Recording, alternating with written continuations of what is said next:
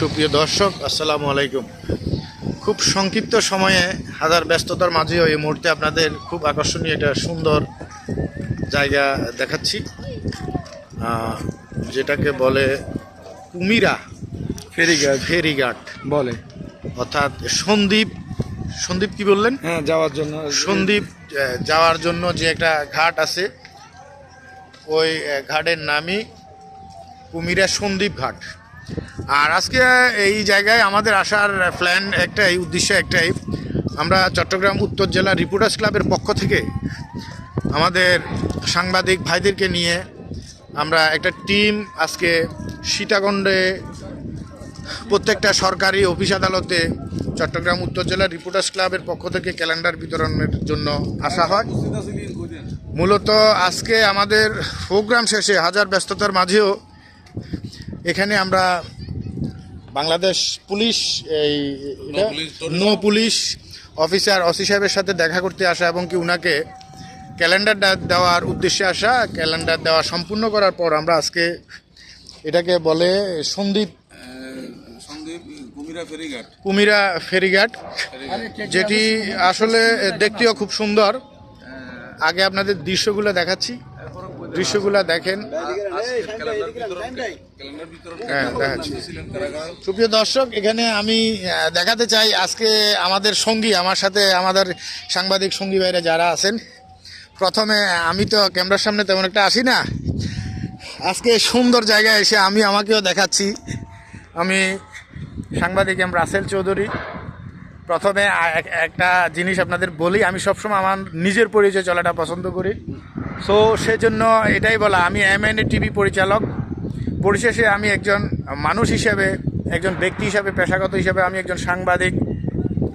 আমি ফেনী জেলা বিজয় TV camera person, Mirsharai দৈনিক দেশ বুলেটিন প্রতিনিধি এবং চট্টগ্রাম উত্তর জেলা রিপোর্টার্স ক্লাবের যুগ্ম সাধারণ সম্পাদক হিসেবে আমি আছি।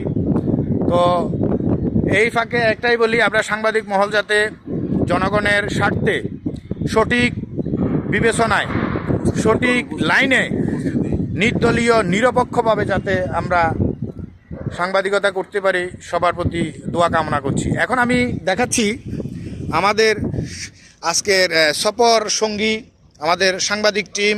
প্রথমে আমি দেখাই চট্টগ্রাম উত্তর জেলা রিপোর্টার্স ক্লাবের বর্তমান সভাপতি জনাব রফিকুল ইসলাম চাকলাদার, আপনাকে অসংখ্য ধন্যবাদ।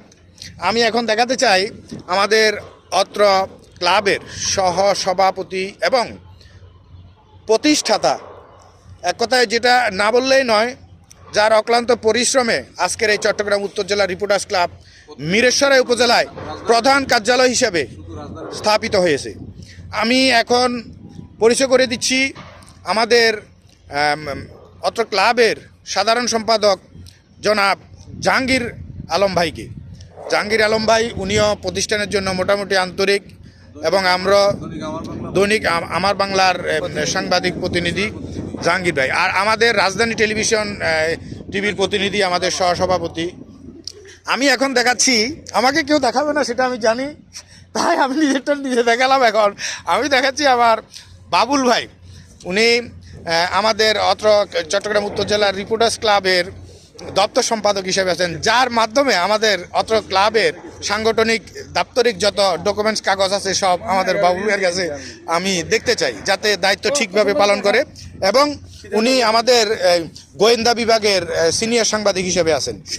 আমি এখন দেখাতে চাই আমাদের সিনিয়র সাংবাদিক, যিনাকে আমরা সবাই শ্রদ্ধার সাথে দেখি। সো উনি যে দাঁড়িয়ে থাকবে সেটা হবে না, আমি উনাকে বসাই, এত সুন্দর একটা প্লেস। উনি আমাদের সিনিয়র সাংবাদিক, দীর্ঘ 35 বছর সাংবাদিকতা তার জীবন। এক কথায় বলতে গেলে হয়তো বলতে পারেন, এত সম্মানী একজন সাংবাদিক, উনি পায়ে হেঁটে চলে গেল।